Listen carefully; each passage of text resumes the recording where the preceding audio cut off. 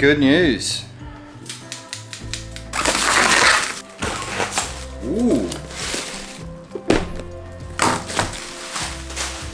Springy bits. Tools. Oh, that's going to be fun to twiddle with.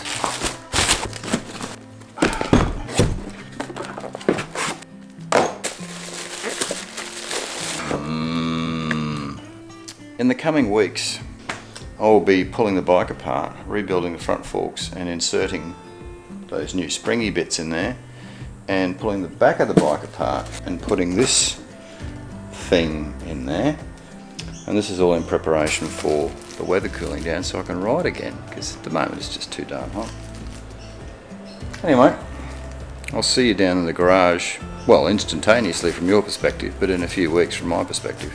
4 to 6 weeks later. And the other thing I'm going to do while I've got the bike apart is replace the steering head bearings, which I've got some there.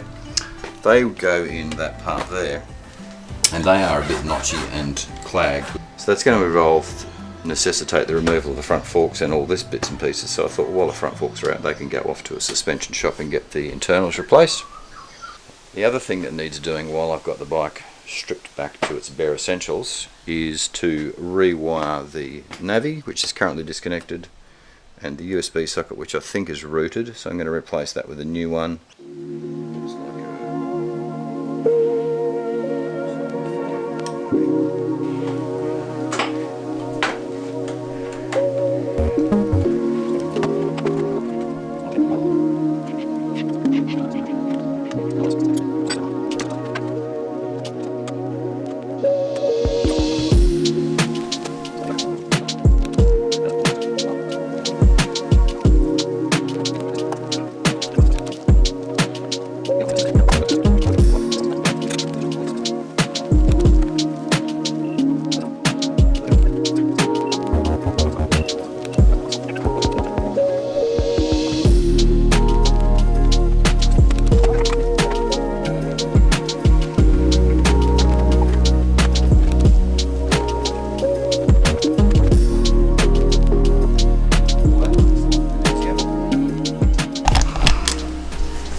So, come in for a close-up. There's our air horns, which are just held in with some cable ties by the looks of it.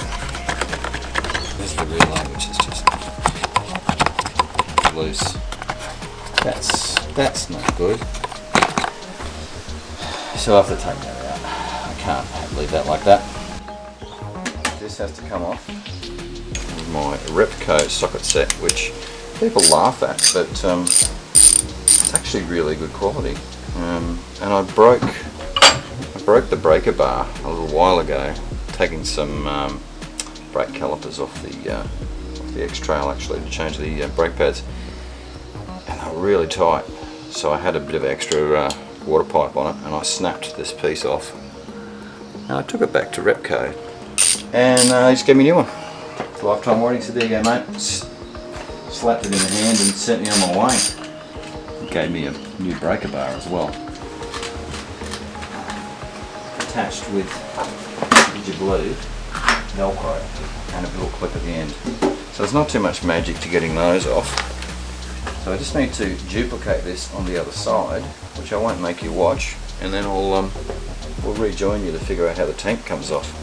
Okay, well that's got the other side off, and hidden in this side we've got our ABS control block, or whatever they're called.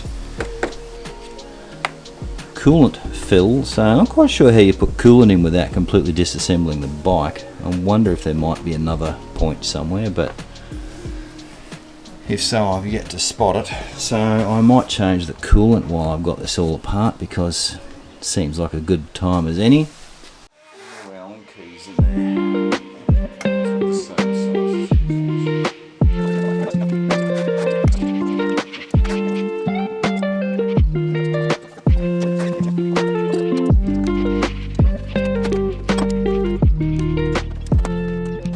Here's a piece of timber that I prepared earlier, and when I say earlier I mean probably years ago.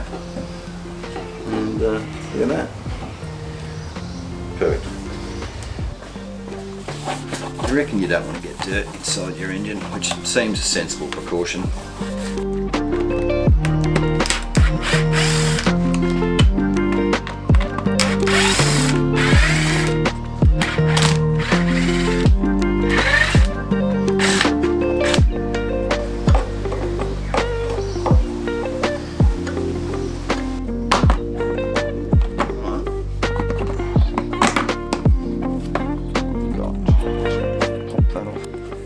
Oh dear.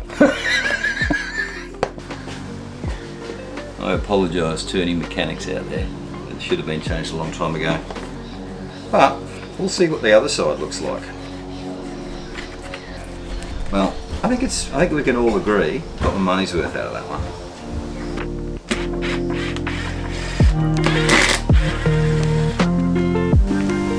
It's as clean as a whistle inside there. You can't really tell but there's nothing's gotten through there.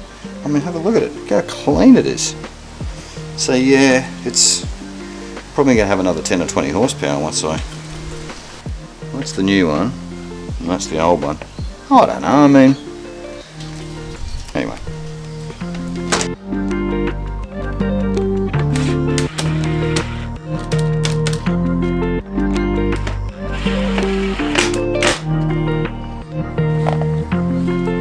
Sensor there. This is probably a waste of time, but it sort of makes me feel better.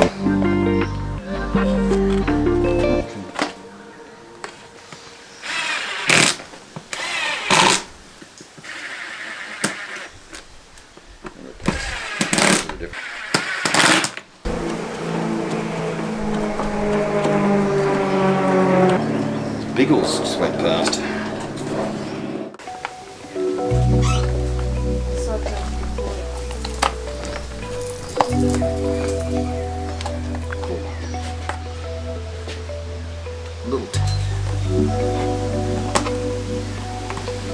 That's a strange arrangement, but anyway.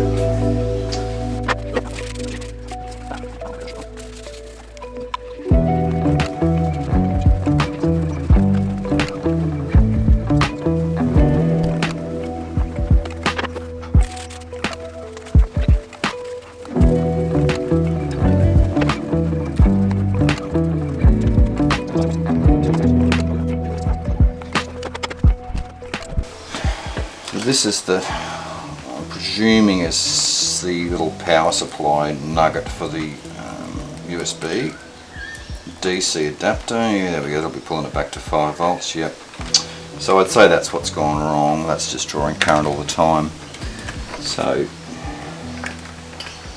then we need to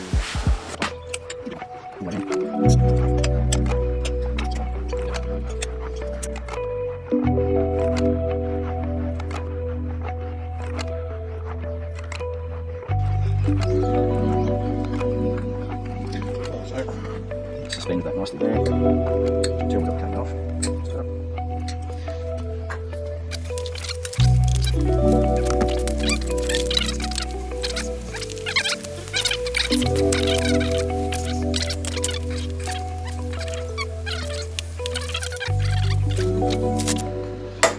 To get the back wheel off, one needs to remove the exhaust, and then I can get to the bottom part of the shock absorber, take that out, and the top part I'm guessing is up in under the tank here somewhere. I'll take that off and then I can take the shock out and I can put the new one in. And I'm kind of hoping to do that this afternoon, but maybe not. I might be getting a bit carried away with myself. Oh, that's the right size. Who would have thought?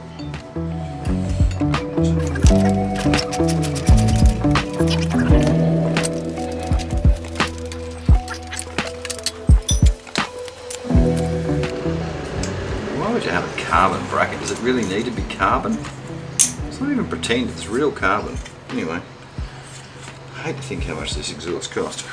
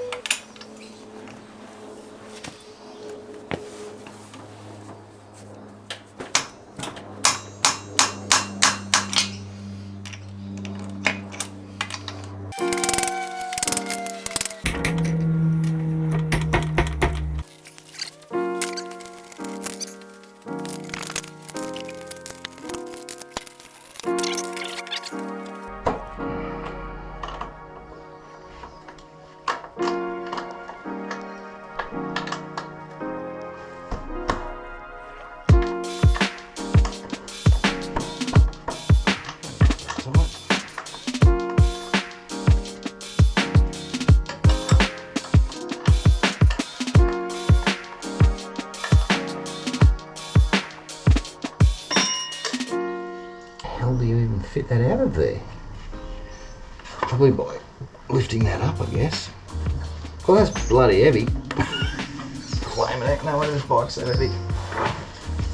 I've managed to get the bottom shock mount off and the top nut off the bolt at the top, or the nut off the top shock mount bolt, but I'm unable to get the bolt out because it's hitting on a little thing in there.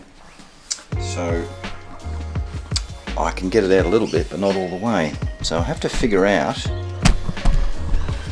which part of this needs to be assembled, disassembled, to get to it. And at the moment, I just can't tell. It looks like I might be a bit of an idiot.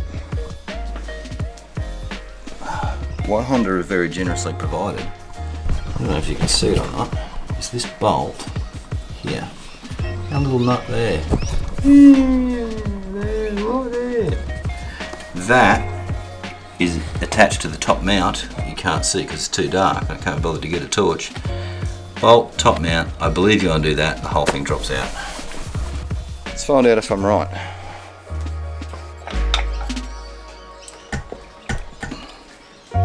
So we don't want to tip it off its stand at this point. That would be a bad idea. There we go. That's quite tight.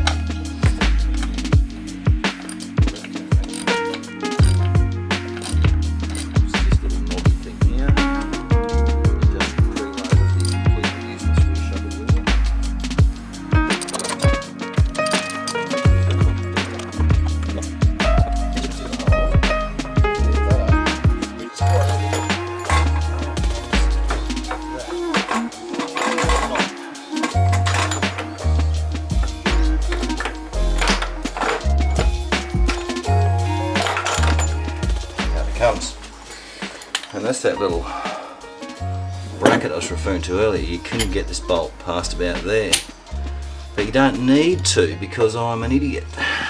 Underdamped and undersprung, and just generally pretty average bit of kit. But if anybody out there would like it, if they've got a VFR1200X, X, not F, and theirs is completely rooted and they like the bad factory suspension, you're more than welcome to have this. Just drop me a comment and I'll put it in the post to you, and we will get this little bad boy out. I almost feel like I should wash my hands. Oh. Just going to roll off the bench. Yeah, length adjuster. That's your length adjuster. I wish I had one of those. So that's going to go on now. But first I'll have to give a few things a clean before I put them in there.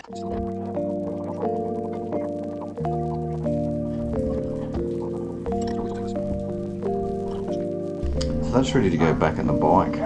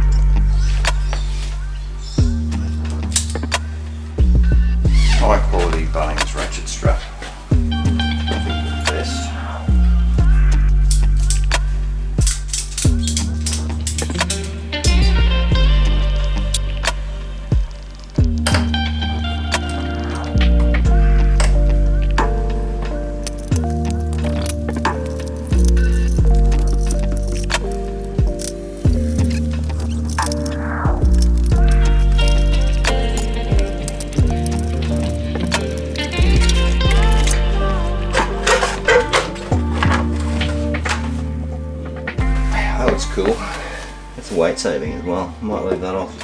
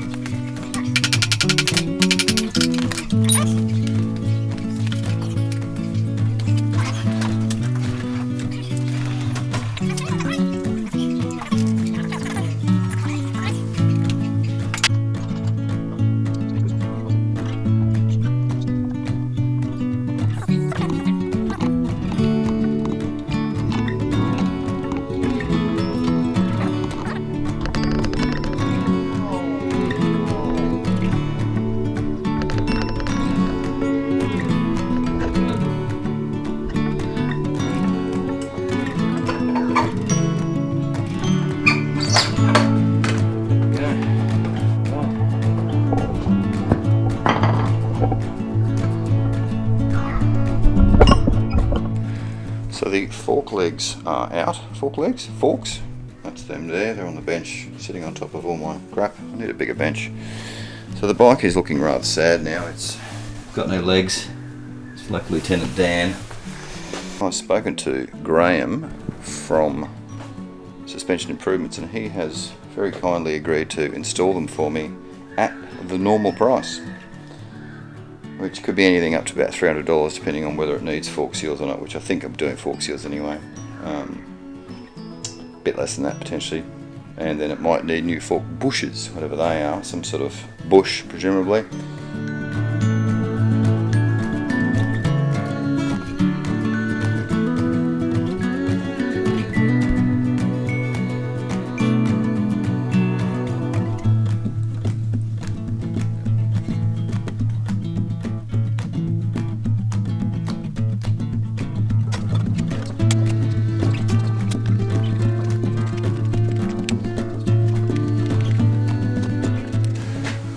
Going to shout myself a 30mm socket. So that's for this bike. The FJR that I had before this needed a 32 for the steering stem nut, and the CBR before that needed a 24. I didn't think I'd ever use the 24, so I ended up drilling a hole through it to make another tool to do the tension on the castellated nut on the FJR.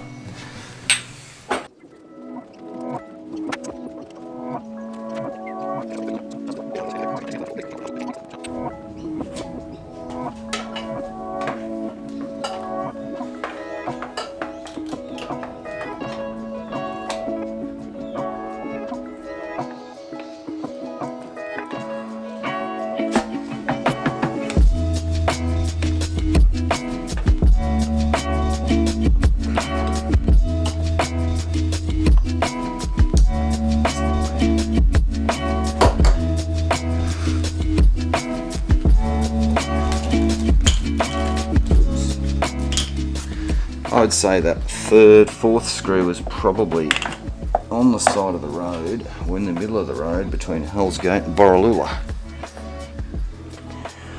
Oh, that is just horrible. I wish you could feel it. I don't know how it rode as well as it did. There is such a notch in the middle, it's ridiculous. It's like a, I don't know how to describe it, it's like a volume detent on an old 1970s receiver. Mechanics would have a tool for these, and I'm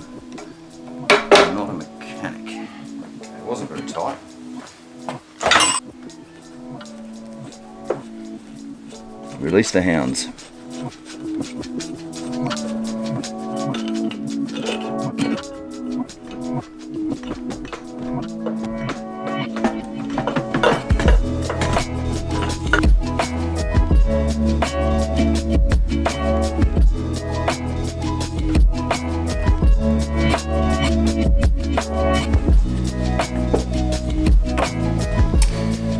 These are the top bearings, and the bottom ones are quite a bit larger than the top ones. And what you need to do is get this piece off, and that's the tricky part of any steering stem head bearing replacement job, is getting that piece off. So the Trade Tools Dremel, or the Tremel as I like to call it, has, with its little tiny cutting disc, which do have a nasty habit of exploding, so be a little bit careful of that, has cut a nice little nick in there, which with any luck will now be able to, there we go, it's broken it open. So it should be pretty straightforward now to pop this off. Well, that came off easier than the FJR. Beautiful.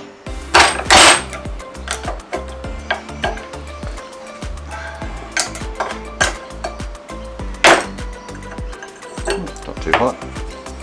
So that has done the job beautifully. See, it's actually cut most of the way through, and that little bit is actually just snapped out there. New parts.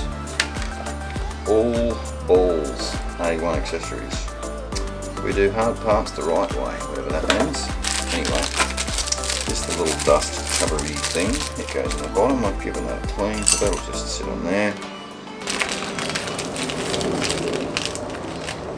So this is the piece that goes in the motorbike, so that'll sit that way in the motorbike. And this piece sits this way here. A piece of old fence pipe, but at least it applies pressure fairly evenly.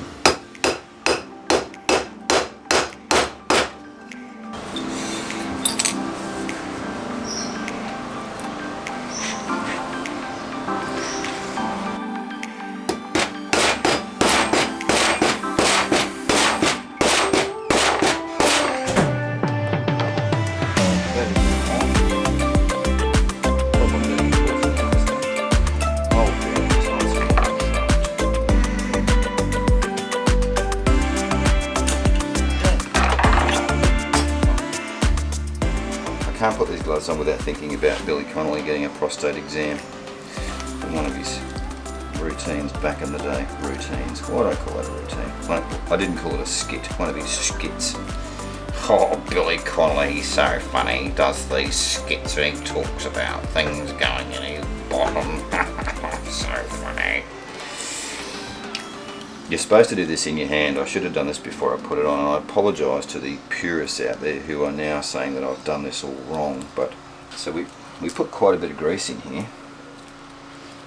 I'm not too worried about this. We're going to have more than enough grease in here to get me to Tasmania and back, and everywhere else besides. So that's that done. Let's do this one next. They're saying you should put it in the palm of your hand and then really sort of squish it in, but I don't know, it all seems a bit excessive. Oh yes, that feels so good. It's greasy.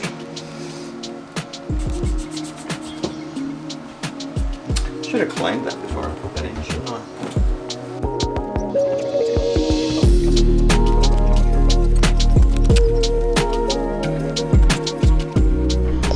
See there's a little notch on that side and on that side in the casting, where there and there, where you can belt the things out. And if you have a look all the way down, you can see it's the same at the bottom. It's slightly egg-shaped. It does say on here somewhere not to be used as a pry bar or a chisel, but oh, this thing is a their first rodeo.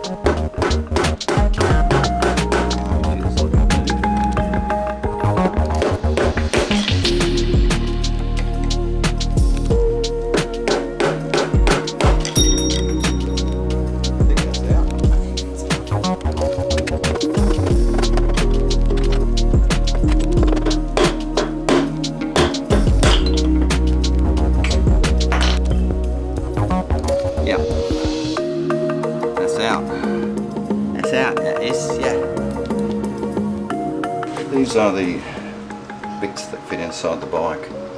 They're going to be a bit different to the new ones because they're for ball bearings. And these are for tapered bearing. I'm going to get that one out because it's got the greasy one sitting on top of it. So you can see there's quite a bit of difference in those. But presumably they fit. I'm going to put these little bad boys in the freezer, and then tomorrow they'll be ever so slightly smaller and they'll be a lot easier to put into place. And I'll put the bike in the oven, which will make it slightly bigger. So we'll keep these because these will be handy to drive these back into position. So these will obviously, that will be going that way up into the bottom, and that's that way on top. So this will sit on top of there, and that will be allow me to drive that in without damaging it, and the same underneath. 1 day later.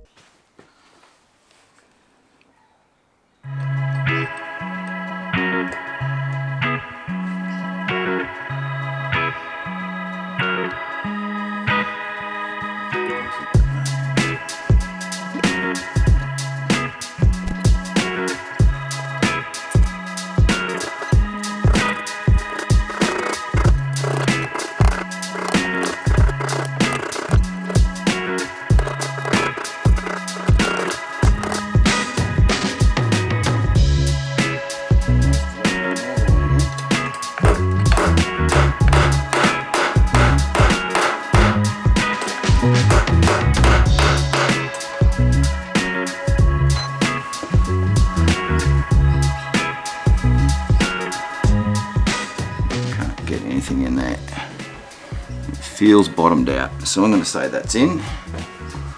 Alright, so now I've got to try and get the bottom one in. That's going to be the tricky one. Bottom bearing thing.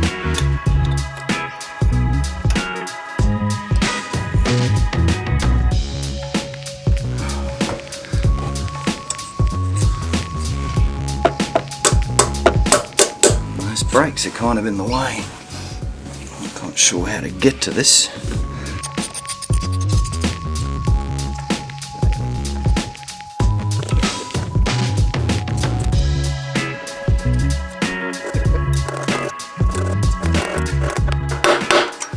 You can hear the change in the noise when it hits bottom.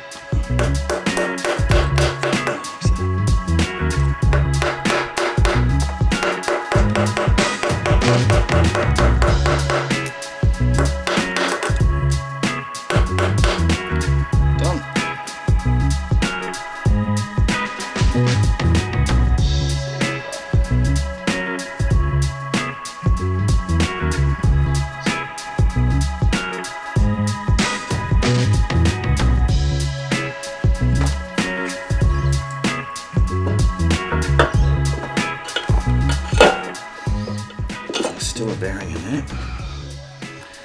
That's that cap on. Oh yeah. So not notchy. Oh, that feels so good.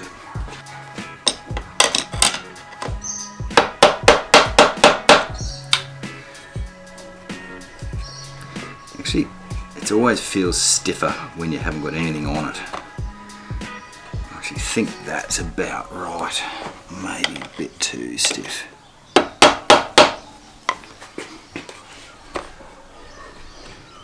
Yeah, I think that's about right. Okay. Spring goes in there.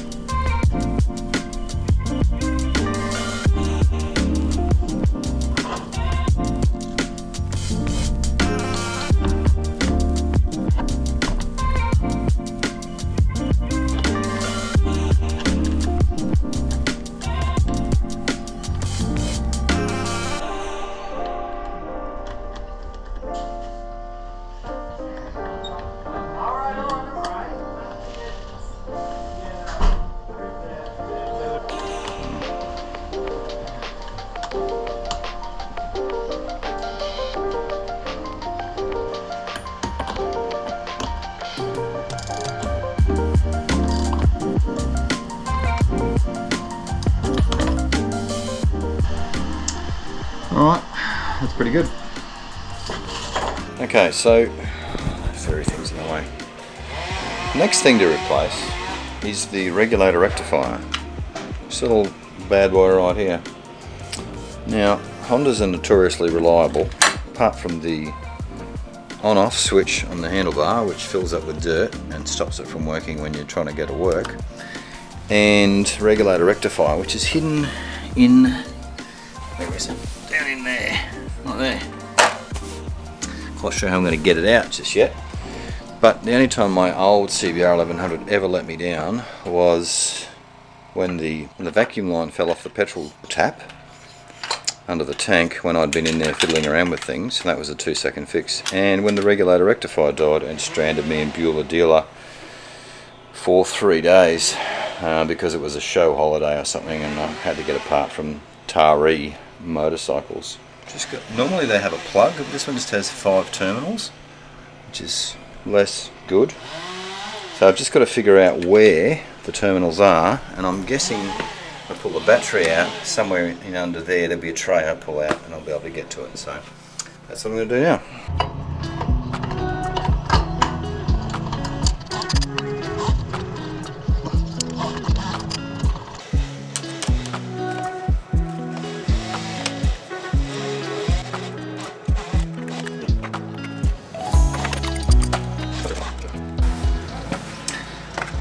Yes, look, there's our wires coming out of our regulator rectifier.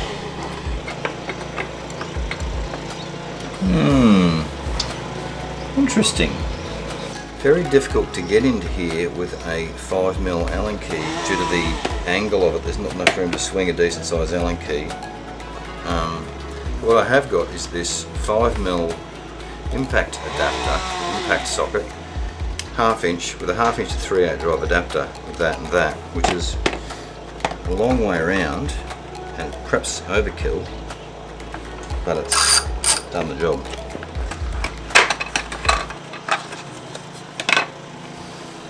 There we go, there's our connectors in there. We'll have little things scribed on them.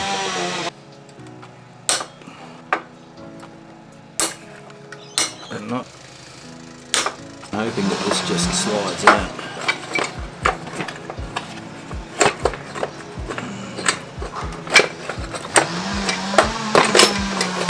It does. Very nice. Interestingly, someone's chopped a big section out of the side of that. That does worry me slightly. You see there's a little piece missing there. Now why was that chopped out? So this is the original one here, and this is the aftermarket one.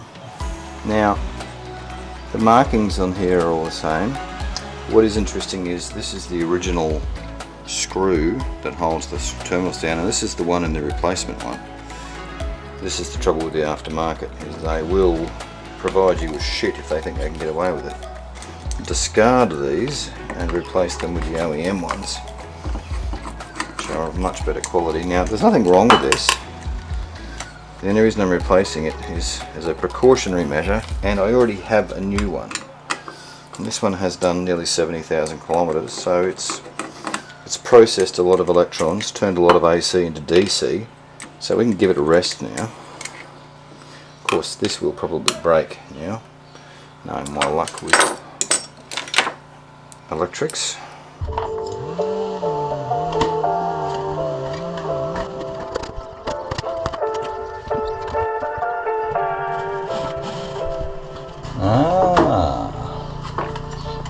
I see why that's chopped out.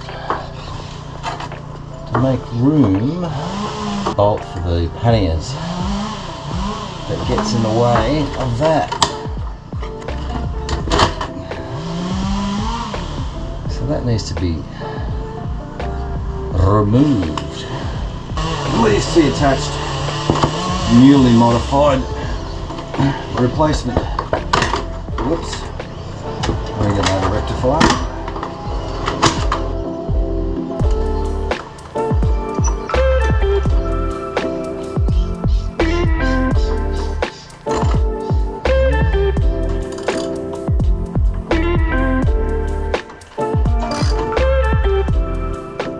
scribble on the left, it looks like an H in the middle, and the little I on the right. So that is correct.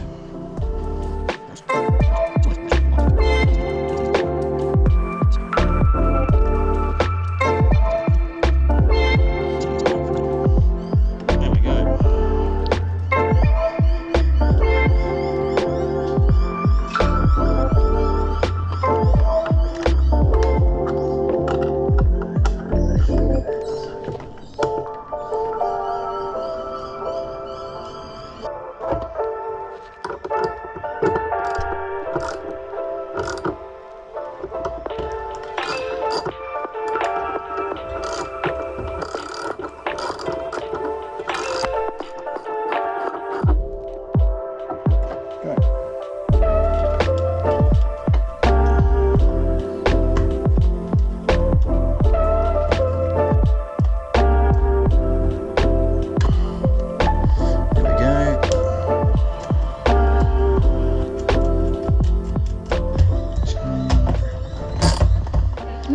Done.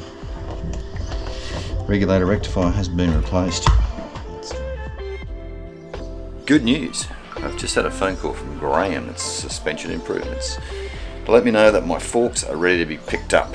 So I'm going to jump into the Turbo Yaris and zip down to Springwood and pick up my forks.